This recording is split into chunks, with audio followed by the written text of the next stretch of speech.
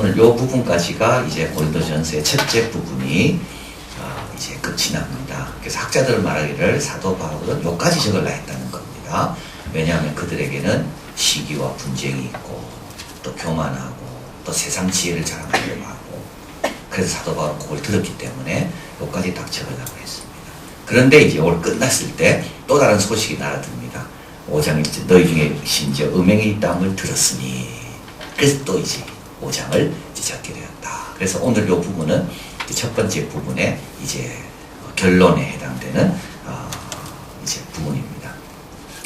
지난번에는 사도 바울은 너희들은 왕이 됐지만 나는 종처럼 살고 너희는 첫 번째 되려고 하지만 나는 네 말에 있고 그래서 예수님의 복음을 위하여 나는 전리품처럼 그렇게 초라하게 그러나 그 일을 감당하고 있다. 근데 너희들은 그럼에도 불구하고 자꾸 부여하려고 하고 배부른 것만 추구하고 이제 그렇게 사도 바울이 그들을 책망했습니다.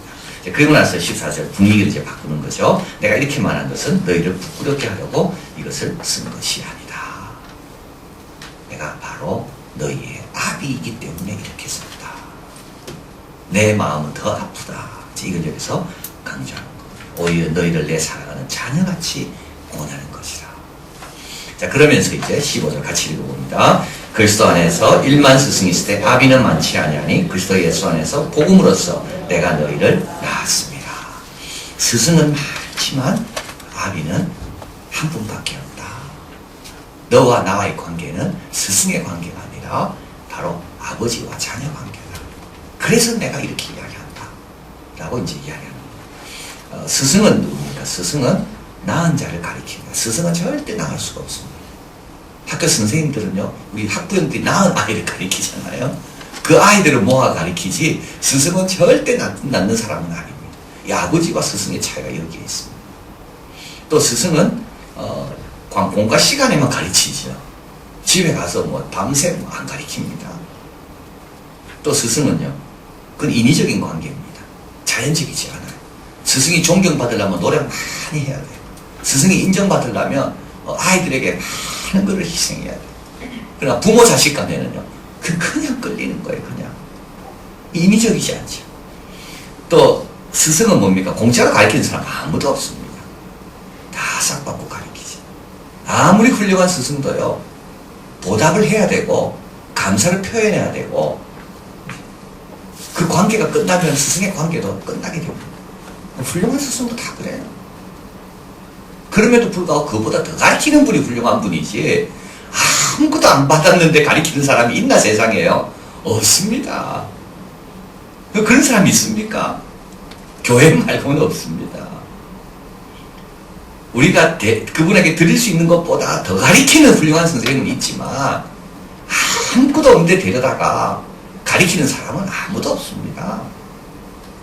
근데 아비는요, 부모는요, 싹이 없습니다. 부모가 받는 게 뭐가 있나요? 또 스승은 많이 필요합니다. 왜냐하면 내가 자꾸 성장하기 때문에. 지금 이때는 이런 스승이 필요하고, 그 다음에는요, 그 다음 단계는 그런 선생님이 필요하고, 또 우리 학생이 스승을 초월할 수도 있습니다. 스승보다 더 훌륭하게 되고, 스승보다 더 많이 알게 되고, 그러나 아버지는 초월할 수가 없습니다. 아버지는 초월할 수가 없습니다. 영원히 그분은 내 아버지고 나는 그 자녀고, 이게 다른 겁니다. 이게 사도 바울이 고린도 교회를 뭐라고 봅니까? 성도들을 자녀로 보는 거예요. 사도 바울로 인하여 예수 믿게 되고 세례받게 되고 사도 바울로 인하여 어릴 때 그걸 다 먹고 자라고. 근데 그걸 지금 자꾸 잊으려는 거죠. 잊으려는 거죠. 몇 년 됐다고요? 이 사람들이 지금 예수 믿은 지요? 3년 정도밖에 안 돼요. 인간이 이렇게 교만한 겁니다. 자기가 어떻게 출발했고 어떤 사랑을 받았고 어떤 기도를 받았는지를 금방 잊어버립니다. 그래서 사도 바울이 지금 내가 너를 낳았다 이 말은 뭡니까? 그들의 교만을 지적하는 겁니다. 너희가 스스로 된 게 아니라는 거예요. 그리고 너희는 아직도 아이다. 16절 그러므로 내가 너희의 고난이 너는 나를 본받는 자가 되라. 여기서 이제 이 본받는다는 말은 참 어려운 말입니다. 사도 바울은 이 말을 자주 하고 있는데요. 이 당시에는 복음서가 없었습니다. 구약의 율법도 구하기 어려워. 이든 다 이방인이죠. 그리스도인의 생활 방식을 스스로 터득해야 됩니다. 그래서 이때 제일 분명하고 확실한 건 뭐죠? 사람인 겁니다. 저 사람이 어떻게 하는가? 그래서 사도 바울은 지금 책도 없습니다. 구약도 없고, 구약 같은 이 사람들은 이방인들이기 때문에 아브라함도 잘 몰라요. 모세도 잘 모르고, 이들에게 유일하게 말씀 들을 수 있는 것은 편지고 사도 바울이나 교회 지도자들밖에 없는 거예요. 그래서 이들에게는 뭐가 필요합니까? 지금 본이 필요해요. 그래서 사도 바울이 나를 본받으라는 거예요. 나중에 이제 성경이 기록되면 어떻게 됐을까요? 성경에 기록된 예수님을 본받으라. 근데 아직 성경이 기록되지 않았어. 그래서 이들에게는 제일 확실한 본이 누굽니까? 사도 바울인 거예요. 그리고 디모데를 보냅니다. 내 사랑하고 신실한 아들 디모데를 너에게 보내느니, 내가 가기 전까지 누굴 본받으라고요? 디모데를 본받으라. 그리고 사도 바울은 그렇게 말할 수 있는 이유가 있습니다. 예수 안에서 나의 행사 곧 내가 각처 각 교회에서 가르치는 것을 생각남이 아니라 각처 각 교회에서 사도 바울은 일관성 있게 살았습니다. 그 비결이 있죠. 어디 있습니까? 예수님 안에 있는 거예요. 어디 가도 예수님 안에 있는 거예요. 어디 가도 자기 기준은 예수님인 거예요. 그러니까 각처 각 교회에서 사도 바울이 행한 걸 봐도 다 똑같은 겁니다. 예수님 안에 있기 때문에. 항상 사도 바울은 누굴 쳐다봤나요? 예수님을 쳐다보니까. 그러면 이런 사람은 정말 겁낼 것이 없습니다. 그리고 남이 없어도 이 사람은 뭡니까? 잘하는 사람이죠. 남이 보든 안 보든. 그래서 사도 바울은 지금 내가 이렇게 하고, 내가 이게 봐라 이 말이 아닙니다. 너희가 볼 동안 내가 이렇게 하고 있다 이게 아닙니다. 너희들이 없는 동안에 내가 각처 각 교회에서 어떻게 행한 것을 디모데가 다 알고 있는데 그걸 전할 거라는 거지. 남이 볼 때만 잘한 게 아니지. 근데 그 비결은 예수 그리스도 안에 있는 거예요. 자, 그리고 나서 이제 18절 어떤 이들은 내가 너에게 나가지 아니할 것을 같이 스스로 교만하여졌다. 이게 이제 고린도 교회의 문제입니다. 사도 바울이 오지 않는다고 함부로 사도 바울에 대해서 말하는 겁니다. 사도 바울이 공개적으로 비난하는 겁니다. 공개적으로. 그건 2000년 전이나 지금이나 다 동일합니다. 공개적으로 비난하는 거예요. 사도 바울은. 사도 요한도 마찬가지죠. 사도 요한이 종을 보냈는데 어떤 되기를 좋아하는 그 두보 드레베입니까? 그 사람이 받아들이지도 않고 인정도 안 하고, 사도 요한 같은 그 사랑의 사도가 목회하는데도 그죠? 그 사람을 받아들이지 않아요. 여기 사도 바울도 마찬가지. 이거 사도 바울이 어려운 거. 왜 그럴까요? 새로운 사상 좀 흡수했다고, 좀 영적으로 세련됐다고, 내가 뭐 좀 체험했다고, 내가 뭐 좀 경험하고 알았다고. 3년밖에 안 됐는데 사도 바울이 나오지 아니할 것 같이 함부로 사도 바울이 이야기합니다. 19절 20절 그러나 내가 허락하시면 내가 너에게 속히 나가서 교만한 자의 말을 알아볼 것이 아니라 오직 그의 능력을 알아보겠노니. 읽어봅니다. 하나님의 나라는 말에 있지 아니하고 오직 능력에 있다. 능력은 뭡니까? 그 다음에 적어드렸죠. 로마서 13절 같이 읽어봅니다. 하나님 나라는 먹는 것과 마시는 것이 아니요 오직 성령 안에서 의와 평강과 희락이라. 내가 성령 안에 있습니까? 이게 능력입니다.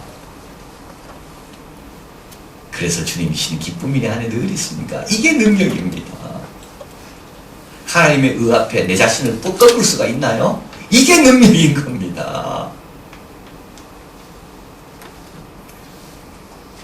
어디서나 평안할 수 있는 거, 이게 능력이라니까요. 풍랑이는 바다 위에서 우리 예수님은 평안하셨잖아요. 이게 능력인 겁니다. 이게 가장 기본적인 거고, 뭐 좀 아는 거 그거 아무것도 아니라는 거예요. 하나님 나라는 거기 있지 않다는 거 아닙니까? 하나님 나라는 어디 있다고요? 성령 안에서 의와 평강과 희락이라. 근데 이거는 다 뭐죠? 이건 순종으로 주어지는 거예요. 이건 다 순종으로 주어지는 거예요. 좁은 길을 가면서 믿음으로 결단하면서 그럴 때 하나님께서 주는 선물인 거예요.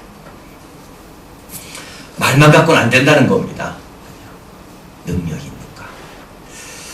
자, 그리고 나서 이제 21절 이제 마지막 결론입니다. 같이 읽어봅니다. 너희가 무엇을 원하느냐? 내가 매를 가지고 너희에게 나아가랴. 사랑과 온유한 마음으로 나아가랴. 나는 어떤 사람인가? 디모데에게 나아갈 때 사도 바울은 어떻게 나갈까요? 사랑과 온유한 마음으로 나아갈 거예요. 조금 안다고 교만하는 사람들에게 사도 바울 나갈 때는 뭘 가지고 나갈까요? 매를 가지고 나아갈 거예요.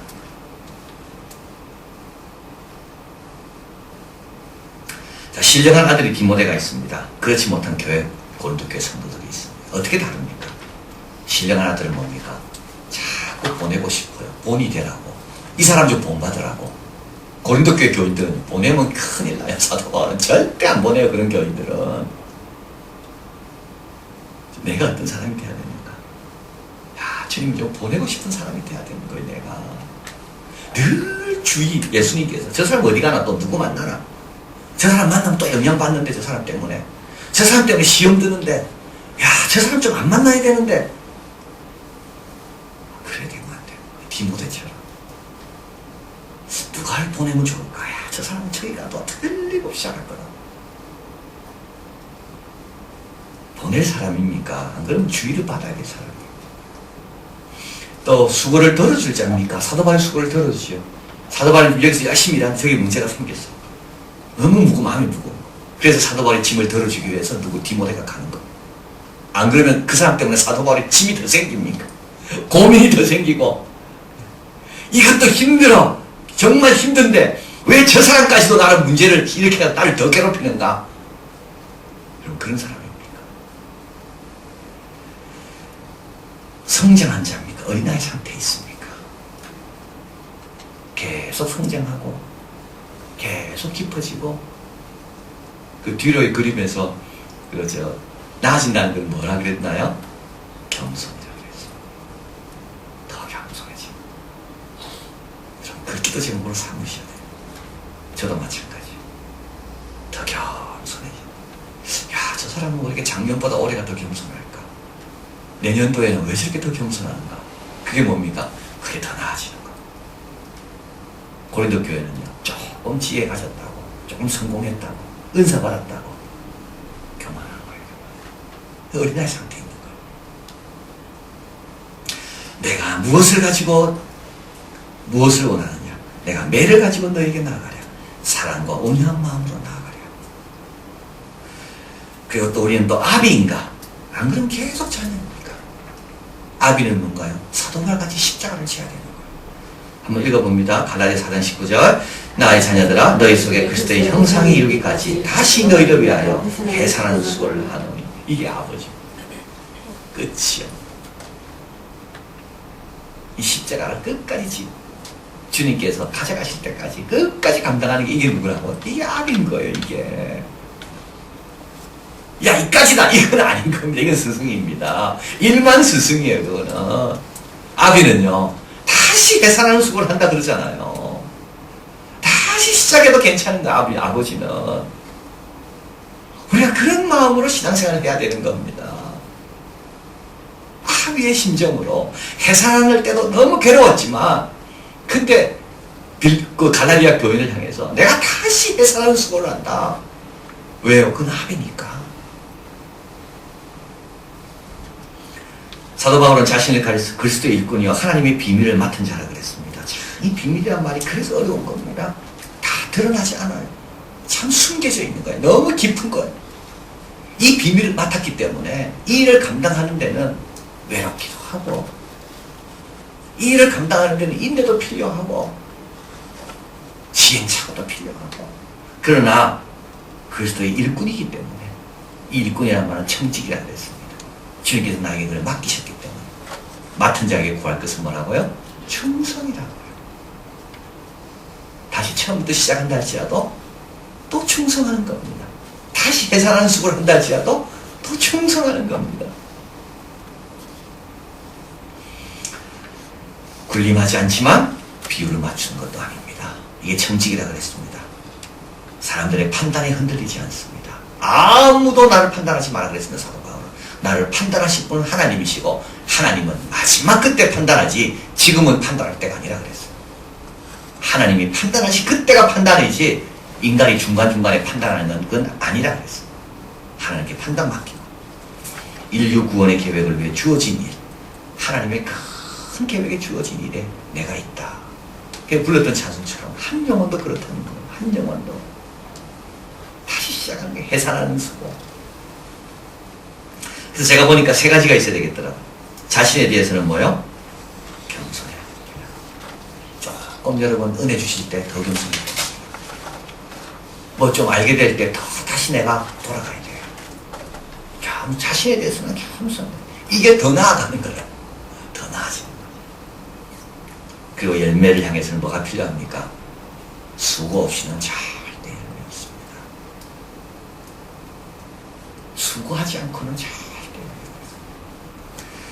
그 다음에 진리에 대해서는 확신해야 됩니다. 타협하거나 양보하거나 그러면 안 됩니다. 진리에 대해서는 확신하는 주 예수 밖에는 구원을 이름이 없다. 천국은 있고 지옥도 있고 우리 하나님께 오면 해결받고 예수 그리스도만이 길이요 진리요 생명이고 이 진리에 대한 확신. 그래서 열매를 향해서는 수고하고 자신에 대해서는 겸손하고 하나님 말씀 진리에 대해서는 타협하지 않는 그런 확신. 이럴 때 이제 우리는 어떻게 됩니까?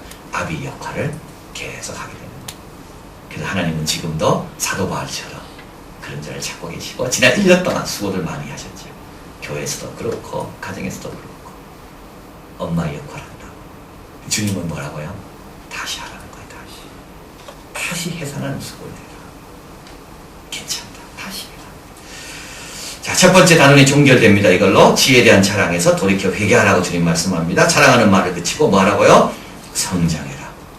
그런데 또 다른 문제가 발견됩니다. 새로운 사실을 접하게 되고 그래서 이제 고린도 전서는 이제 4장에서 끝나고 1단은 끝나고 5장 음행에 대해서 또 다른 고린도 교회 문제에 대해서 사도 바울은 쳤습니다. 해산한 수고를 또 하는 겁니다. 기도하겠습니다.